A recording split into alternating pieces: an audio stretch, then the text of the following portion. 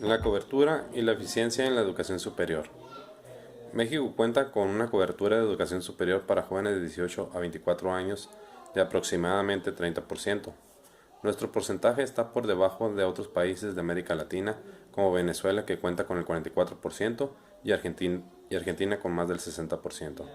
Esto nos quiere decir que no estamos muy bien y necesitamos contar con respuestas rápidas y eficientes. Las necesidades de ampliación de cobertura, la falta de imaginación de las autoridades educativas y la falta de asignación de mayor presupuesto por el gobierno y los legisladores nos lo han llevado a crear recientemente programas de estímulo y a la actividad docente en la que la investigación tiene relativa poca relevancia. En nuestro país es demasiada la resistencia para reducir el número de materias e incorporar nuevas a las carreras de nivel superior. Aquí en México, algunas de nuestras autoridades y de nuestros maestros no están dispuestos a actualizarse o adaptarse con rapidez al cambio del conocimiento en todas las disciplinas. La carrera de medicina en México es similar a la de España, pero con más horas pizarrón y créditos en la mayoría de la licenciatura que en otras disciplinas, y más créditos de ciencias básicas que en otros países. Sin embargo, el número de rechazados para la residencia es muy alto, sin contar a quienes no hacen el examen. La utilidad de las materias básicas se imparten para la práctica del médico y los diferentes especialistas en México no se han evaluado adecuadamente. La diferencia en el número de créditos entre medicina y otras disciplinas las he observado en los estudiantes de maestría y doctorado, pero no se aplican para las categorías de los profesores, en los ingresos, en los programas de estímulos para los académicos, ni en la participación de las evaluaciones internas ni externas de los médicos, lo que ha tenido implicaciones en la productividad científica y el aprendizaje, especialmente en Baja California.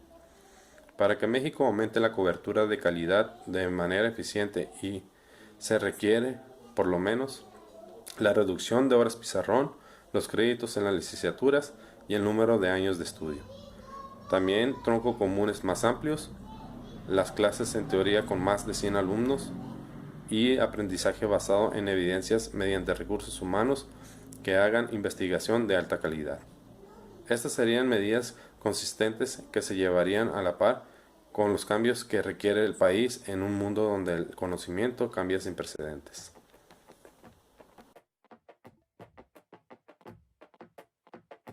De la educación superior en América Latina. Todo apoyo financiero que realizan los países de América Latina para el sector educativo es de mucha importancia, ya que son para mejorar la calidad, la cobertura y la equidad de la educación. La educación básica es la primera prioridad para recibir el apoyo financiero, de ahí le sigue el nivel medio superior y por último la educación superior. El mayor porcentaje del dinero que recibe la educación en América Latina se destina a los sueldos de los trabajadores de la educación, quedando menos de la mitad para el fortalecimiento de la infraestructura educativa. Por este motivo es que se debe de hacer un nuevo financiamiento para que nos lleve a mejorar el desarrollo y calidad de la educación superior, con modelos de transparencia y eficacia en la aplicación de los recursos financieros. La visión que se tenía, aparte de elevar los recursos, era también mejorar la capacitación, la capacidad institucional para diseñar, poner en práctica y evaluar la acción pública, acciones que hasta la fecha no se han cumplido. En México no se han reflejado los resultados acorde a los montos invertidos en la educación, al contrario, entre más recursos los resultados van en retroceso. La OCDE recomendó no invertir en la educación hasta contar con un modelo más equitativo de distribución de recursos de manera clara y eficiente. También sugirió privatizar la educación superior. Si México quiere mejorar sus instituciones educativas superiores, tendría que aumentar el presupuesto que se le destina. De esta forma también incrementaría su matrícula y mejoraría su calidad en la educación. Esto nos llevaría a resolver los problemas de desigualdad social, que los propios individuos financien su propia educación e igualdad de oportunidades. Las políticas empleadas por los presidentes han sido factores fundamentales en el proceso de educación en Latinoamérica. También el problema financiero de la educación pública en América Latina y en la injerencia política en su administración, han abierto la posibilidad de generar herramientas que permiten evaluar con indicadores la rendición de cuentas a la sociedad. Es muy importante el financiamiento de las instituciones educativas y la distribución del recurso, pero también es muy importante la aplicación de estos recursos para que estos se realicen de forma clara y transparente. Hay que tener en cuenta que las instituciones superiores en América Latina requieren de mayor inversión, así que los gobiernos tienen que cumplir e invertir de manera seria en este sector.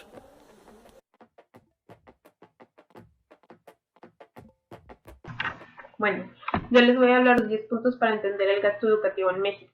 El punto número 1 son los retos de calidad y de equidad. La prueba PISA en el 50% de los estudiantes mexicanos de 15 años nos dice que no cuentan con las habilidades mínimas de comprensión lectora ni lo que es resolución de problemas matemáticos básicos. En el punto número 2 nos habla de la desconexión de los altos niveles de financiamiento y los resultados educativos. Aquí nos dice que el bajo nivel de gasto absoluto, más aparte le agregamos una serie de ineficiencias, hace que áreas importantes de la educación se encuentren desatendidas.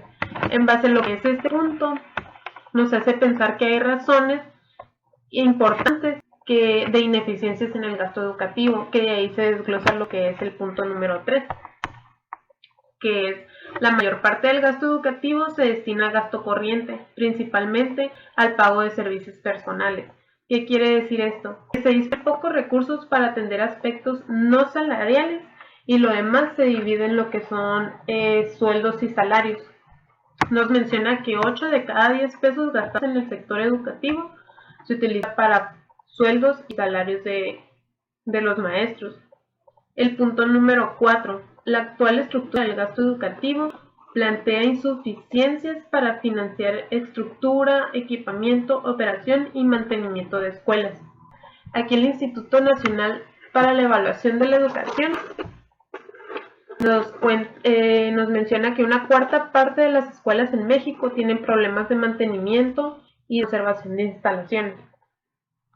El punto número 5 nos habla de la mayor parte del gasto público educativo es financiado por el gobierno federal, mientras que los gobiernos estatal y municipal hacen aportaciones muy escasas. Un ejemplo aquí que es muy claro es el ejemplo del gasto educativo en el 2009. La aportación que tuvo el gasto federal fue el del 64%, el sector privado fue del 21.5% y el estatal y municipal fue tan solo del 14.5%. Entonces ahí ya nos damos cuenta de lo que son los que verdaderamente aportan a este gasto.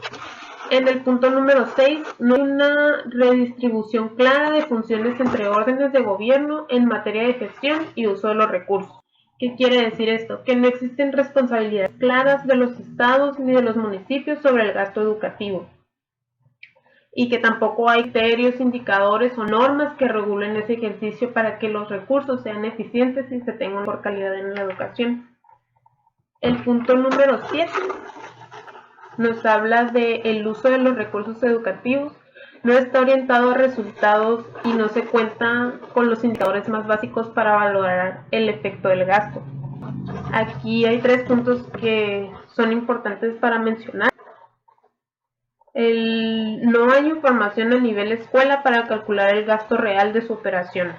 El segundo punto es que la información disponible en la actualidad no es posible identificar qué porción del gasto educativo se destina a actividades administrativas o a centros escolares. Y por último, la información que se encuentra designada de cada estado y nivel de gobierno no sueltan información, ellos mismos la controlan. Y cada uno de estos puntos hace que nosotros que la educación no se maneje de una manera que nos pueda favorecer a todos, que busquemos esa calidad y pues si sigue manejando así nunca vamos a llegar a tener una educación realmente de calidad. El punto número 8, parte de la ineficiencia del gasto educativo se traduce en costos adicionales para las familias mexicanas. ¿Qué quiere decir esto? Que aparte del gasto que se da en lo que es en las aportaciones de gasto federal, el sector privado, estatal y municipal, Aparte, la familia aporta en lo que son servicios educativos, como son inscripciones, colegiaturas o material escolar. Los artículos educativos, que son los libros, computadoras, calculadoras, entre otro material que el alumno pueda utilizar. Y lo que es el transporte. Estos 8 puntos atrás nos llevan a querer darle una solución para lo que se requiere, y nos menciona en el punto número 9, renovar la gestión institucional como estrategia esencial previa a incrementar el financiamiento educativo. Aquí son 2 puntos importantes que se mencionan: que mayor información y conocimiento para evaluar procesos y monitorear cambios. Y el segundo punto es la utilización del uso de los recursos humanos, de infraestructura y materiales de aprendizaje. Yo creo que si se tuviera un buen uso de estos 2 puntos, ya sea de tanto infraestructura o recursos, se puede llegar a una buena evaluación y llevar a cabo una educación de calidad. Ya para hacer con el punto número 10, que es fundamental avanzar hacia un sistema educativo más articulado en funciones entre el sistema federal y el estatal para asegurar la transparencia del gasto. Aquí es muy importante, ya que nos damos cuenta que realmente se está invirtiendo en lo que son cuestiones para la educación. En el caso, como en el punto número 10, cabe resaltar 3 puntos importantes, que son lo que es el monitoreo y reducción de costos a través de la comparación con otras entidades, la evaluación y mejora de programas, y determinar los costos en el corto y en el largo plazo.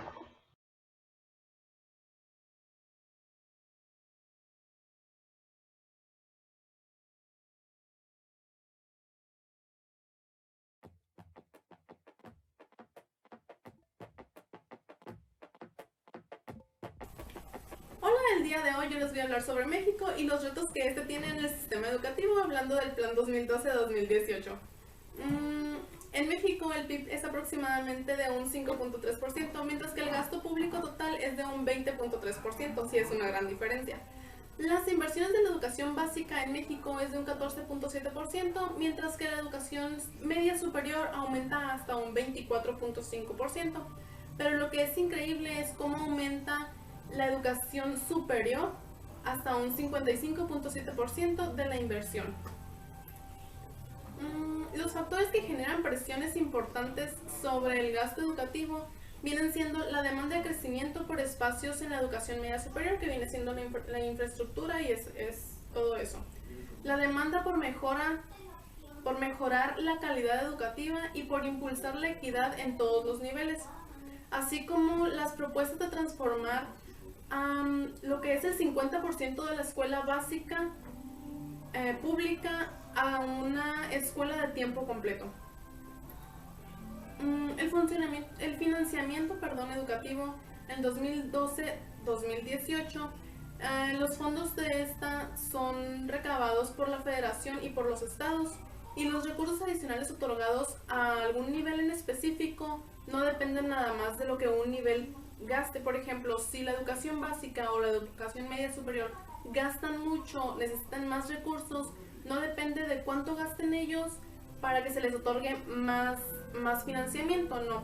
Se hace una evaluación de los 3 niveles y se balancean, se podría decir, ¿cómo se dice? Pues se llega a un acuerdo si se les van a otorgar más financiamientos a cierto nivel o se van a quedar igual.